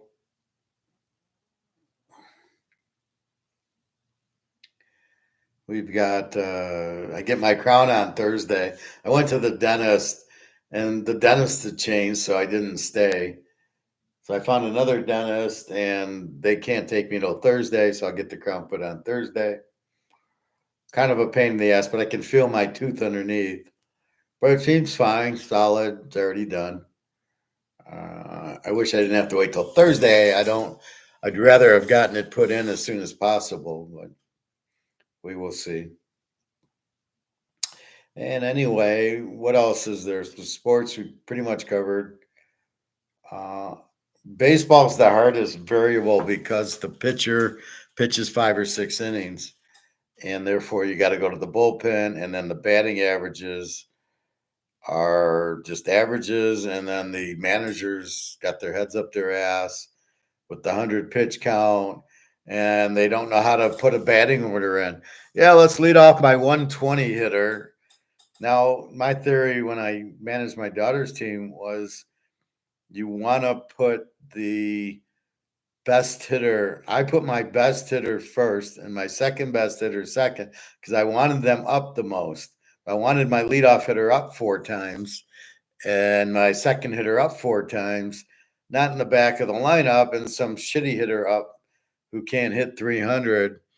And this was fast pitch softball. What was the point of that? So I didn't like that. Shooter Sanders any good? Did he look any good last year? I mean, I don't know. He was a freshman. I'd say no. Maybe we'll see what he does this year. It's hard to tell because Colorado really was Jacksonville State, and all the guys transferred, and they lost a lot of games, and he threw the ball a lot. He got sacked 52 times. That means you can't read a defense because if he can look at the line and see the blitz coming, then he dumps it off. But he can't read that. That's what I tell you a quarterback's bad. He can't read the blitz. So when they blitz you, what's going to happen? You're either going to get sacked or you're going to throw an interception. That's why I tell you the quarterback's no good. That's why I tell you Drake May sucks, JJ McCarthy sucks, Lamar sucks, Hurts sucks because they can't read that. Tagliavua sucks. None of these guys they don't know what to do when they see a blitz. They don't know how to read a defense. Yeah, they're all good at Alabama when the guys are wide open because they get real fast receivers playing New Mexico State and they run down and they're wide open. And yeah, and he hits them. Hitting a wide open receiver does not make a good quarterback. I'm sorry. That's not what you look for. It's when the pressure's on against a good defense because that's what you get in the bigger games. And that's what you see. And if they can do it then, Joe Burrow and Mahomes, that's what you're looking for. Not Lamar and Tagliavua, who when they get into big games, they disappear. Or your CJ Stroud. Who is your favorite wrestler? Oh, God, enough with those stupid questions. So that's what you're looking for in the quarterback is you're looking for how they handle the pressure in the big games. Now, CJ Stroud, you think is good? Why? Because he beat Jacksonville or Tennessee. I mean, they had to be in the weakest division, Indy. I mean, and he still lost to Carolina. But you discount the loss to Carolina, so you think he's good, but they lost to Carolina. A good quarterback, Mahomes doesn't lose to Carolina; he kills Carolina. So you guys don't know what to look for to see if the guy's any good or not. But that's it. Well, it's a lot like gold. You have to know the variables to look at. The dollar collapsing. Why does the dollar collapse? Because you overprint it. Oh, okay. So if you understand everything, then it's all easier. Well, they're overprinting. It means it loses value. It means nobody wants it. It means, there's this gold-backed currency coming out that every country wants to join. So the dollar's going to collapse. So I need to buy gold as my out. So you can see the pattern. And you got to use logic. You can't say, well, the dollar's been around forever and it's not going anywhere. Where are you getting that from? Well, I'm saying it. I mean, it's not, it doesn't mean anything, but I'm just saying it to say it. I mean, that's what you're saying. CJ Stroud's good. Why? Well, yeah, I can't explain it, but he beat Jacksonville one. I mean, you got to know what you're looking for to make these statements. And that's the problem. So that's really what the issues are, is you don't understand the variables. You're missing the point of the analysis. The point isn't Drake May is the third pick, is why is Drake May the third pick? What does he do that makes him a third pick? Absolutely nothing. If he's so good, why did North Carolina go 14 and 12 and 0 and get into the playoffs? Because he's not good. Then who drafted? Somebody drafted Jordan Travis. The guy can't walk. What was that? Who, the Jets? I think he'll be our backup when 3 years down the road when Aaron Rodgers retires. We'll have Jordan Travis. Jordan Travis can't walk. He certainly can't play quarterback. The fuck you could have got Hartman, who can actually play. So I don't know why everybody was so sour on Hartman. That makes no sense. Hartman's an excellent quarterback. It makes no sense. Maybe he's small. I don't know. Did he run a slow 40 time? Does that fucking matter? It's not that the runners, I think that's what they have is Bo Nix doesn't have a fast, but Bo Nix can run. Well, Penix can't run. Well, because he had knee surgery. Well, but Penix is fine. He'll light you up, and he proved that against the good teams. So I don't know. And all this Alabama bias just makes me throw up. If you're gonna have bias, you take Georgia guys, right? TK Aiden O'Connell is gonna be the Raiders starter. Well, if they do, we're gonna bet them under every game. That's a terrible decision. Is that a fact, Greg and John, or are you just talking out of your ass?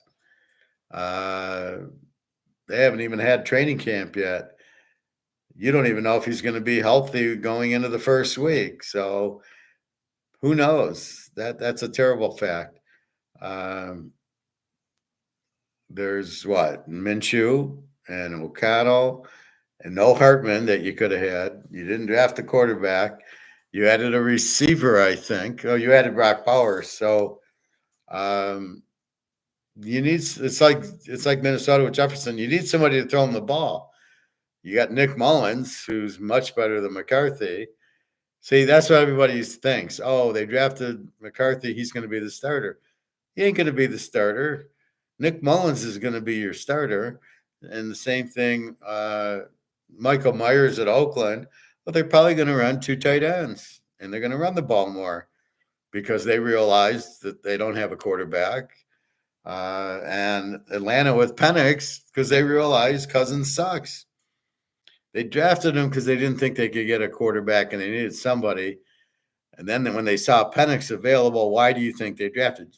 Can we use logic here? Why do you think they keep the price of silver down? So that people who are making the Tomahawk missiles can buy silver cheap.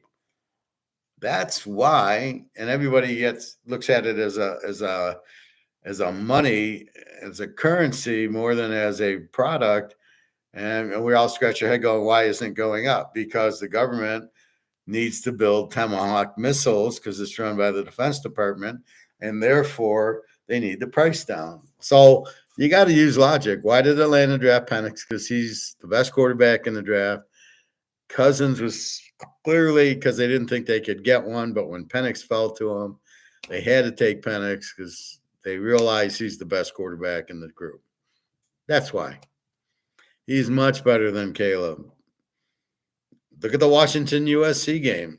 It's on YouTube, 20 minutes. It wasn't even close. Penix was so much better. Caleb doesn't do a whole lot. He gets sacked a lot. He throws a lot of picks. I don't know, because he dances around. You like him because he scrambles a little bit? I don't get it. I swear they don't like certain players for political reasons. Well, I don't know why you don't like Penix for political reasons. Hartman I get, and Bo Nix I get because of their color. And that's why they like Caleb. Let's be honest here. Although McCarthy and May are also from their color, doesn't make any sense that they would like them ahead of Bo Nix and Hartman. So I don't. It's all doesn't make any sense to me. But that's. I agree with you. There's an agenda. I don't know what the agenda is, but there's an agenda, and that's all we can do. We can only sit there and we can only just see. This is where you got to be stoic. Stoic is we know Hartman's a very good quarterback. We know Bo Nix is a very good quarterback. We know Penix is. We know Caleb and Drake May and McCarthy suck. So all we can do is when Minnesota plays Green Bay and J.J. McCarthy Walker is the quarterback, we bet heavily on Green Bay. When the Bears play Green Bay and it's Caleb, we bet heavily on Green Bay. If the Dallas or San Francisco are to play the Bears, we bet heavily against the Bears. We bet heavily against the Vikings. That's how we end up winning because this is all about betting. This is not about anything else. It's about making money. And that's what we do. So we know that the players, I made a fortune on the Baltimore Houston game because as bad as Lamar is, I wasn't, CJ Stroud wasn't going to win that game. So that's how I analyze the quarterback. Who do you want to bet on? It's all about we're betting. We're betting, but we bet to win. We don't bet for the action like James Conn. We bet to win, and then it gets down to studying it, and you're going, do I want to bet on Caleb or do I want to bet on Jordan Love or do I want to bet on Mahomes or do I want to bet on Joe Burrow? And that's the simplest way to put it. Who do you want to bet on? And that's the answer basically right there. It's who do I want to bet on? And if you trust Drake May, you're out of your mind. Why? You couldn't bet on him at North Carolina, right? North Carolina, the guy was terrible. So why, if you couldn't bet him in college, does it get easier in the pros? Is that what you're saying? You're out of your mind. It doesn't get easier in the pros. So that's my point. I'm looking at it as who are we going to bet on, not, oh, he looks good in shorts. Drake May can throw the ball a long way, or Josh Allen can throw the ball a long way. Sometimes I bet Buffalo, but not against good teams. I take Kansas City when they play Buffalo. I take Cincinnati when they play Buffalo. We won a ton on that one last year, and we would have won a ton on the other one because Burrow was carving them up when the guy got injured, and they had to stop the game because they've never seen an injury before. Oh, my God, it was insane. But who do we bet on? Joe Burrow. You bet on Joe. So what you're looking for is the next Mahomes, Joe Burrow guy to bet on. And it's not Caleb. It's Bo Nix. We'll make a ton on Denver this year. It's Penix, not Cousins for Atlanta. And we hope that they play, let Cousins play the first 5-6 games and let Penix watch and then get into Penix already. So we hope Cousins gets hurt and gets the Achilles again. And then Penix will be in and bye-bye Cousins. Then look how smart Atlanta was because they knew Cousins had an Achilles injury. Unfortunately, the Jets didn't do that, and they're stuck with whom? If Rodgers doesn't come back or gets hurt again, and you got who do you got? You got rid of Zach Wilson, who was good in college. I don't know what happened, and then you have whatchamacallit. Now you got the guy from Florida State who can't walk. Florida State guy is not playing for the next 2 years. And you drafted him in the 4th or 5th round. Are you insane? That could have been like the last pick. And then Hartman gets signed as a free agent because why? He's too small. Wow. It's just. Since when did size matter? Dan McGuire was 6'8". He sucked. So all of a sudden, quarterbacks got to be if they're 5'9", forget about them. Hartman is so much better than all these guys. It's ridiculous. But when you have all these GMs that don't know what they're doing, they listen to people. So you know what it reminds me of? We'll go back to Attack on Wall Street because I love the movie. Maybe I'll watch it tonight. And it's the same thing. He doesn't know what to do with his $60,000.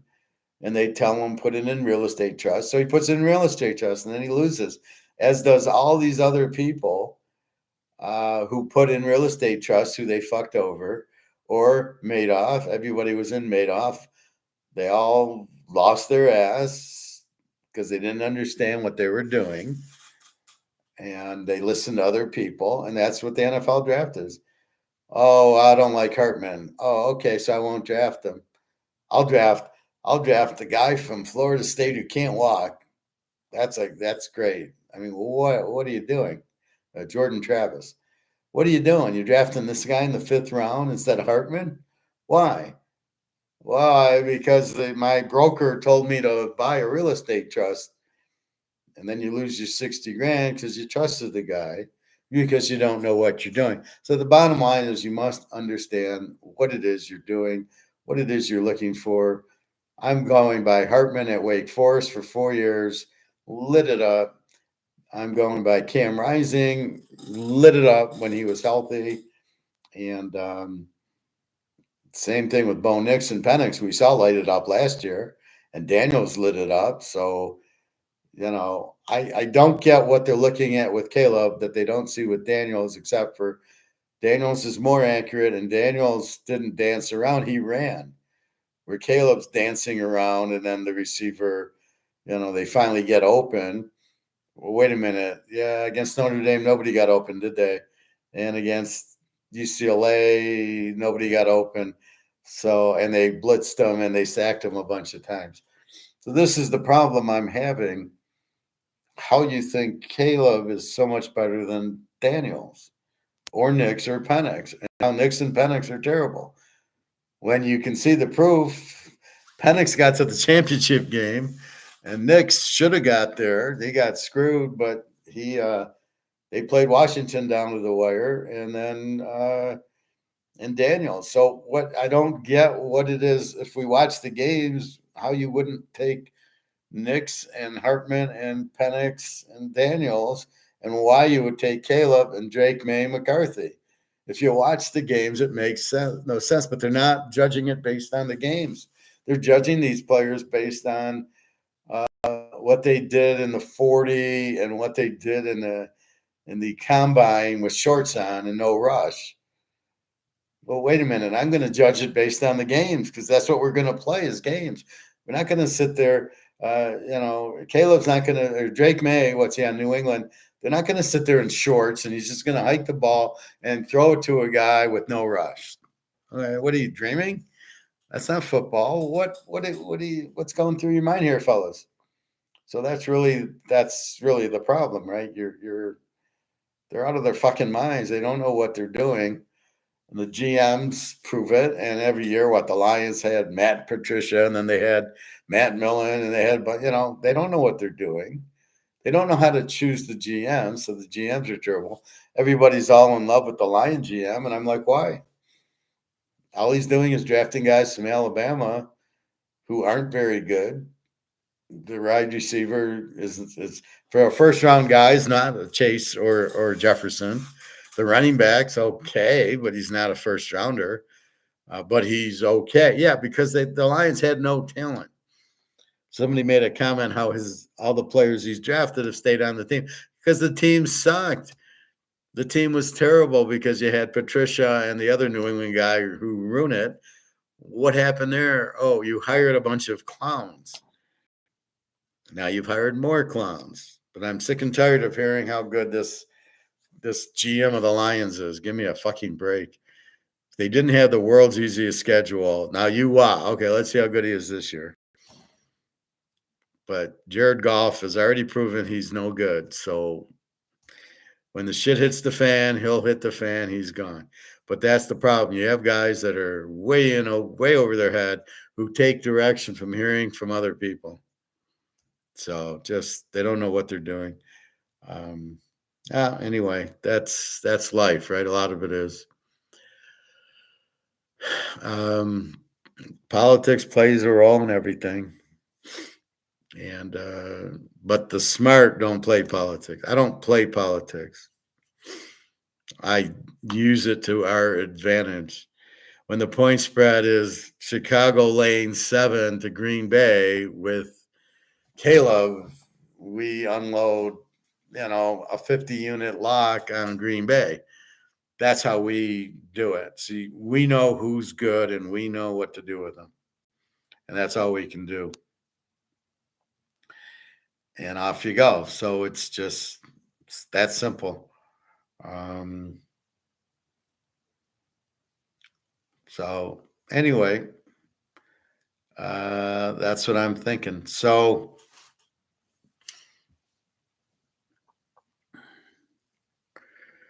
I think that's about it. So I'm worried about Daria. Hopefully she's better and back, and I get texts from her. But I was told today that she's has a stomach problem. So I don't know I don't know what's wrong with her, but she's in a lot of pain and probably in the hospital because of her stomach problem. So we will see. So hopefully she's better soon, and then I'll tell you all what she tells me. And until then, that's all I can do is assume that the daughter has the phone and can't text me. But at least I did. She did go into it because Daria probably asked her to read what I had said because she was online for a while, a good hour. I was on the bike and in the club, and I see she's online, and I'm going, "Hi, how are you?" Waiting for her to respond and tell me what's going on, but she couldn't. So unfortunately, so I'm hoping we get on our trip in July. I can't wait to meet her, but we'll see. And off we go. So anyway, that's what's happening. So buy your gold, buy your silver. That's all you can do. No videos on economics today. Zimbabwe gold standard should be working out perfectly, and then here comes BRICS with the gold standard. And you'll probably read, "Oh, nobody likes the gold standard." No, no, no, but it's bullshit. I read something on Zimbabwe with the gold standard, and the people weren't taking to it. They weren't trusting it because they think they'll overprint. I was watching something. It was very good about money. Let me just show you. I won't show you. I will just. Uh,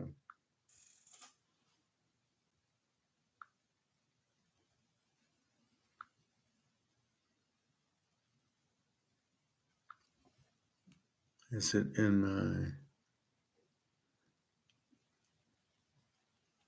Yeah, it was Money in Banking and the Federal Reserve by von Mises, who's an Austrian economist. So it's pretty good. So it shows how the Federal Reserve ruins everything, which we know. Did I? I love this one. What's driving up the gold price? I don't even watch these anymore. We already know what's driving up the gold price. I already told you it's the dollar collapsing, so everybody's buying gold. It's not hard to figure out. I don't get why they still have these questions. Um, See, Putin's backing Senegal. So what you have is Putin's backing Africa. So Africa's not strong enough. So it's Putin backing Africa, getting the U.S. and France out of there. And that's that. Then I got it's all over for the Ukraine. They took the loss, but we won't let it end.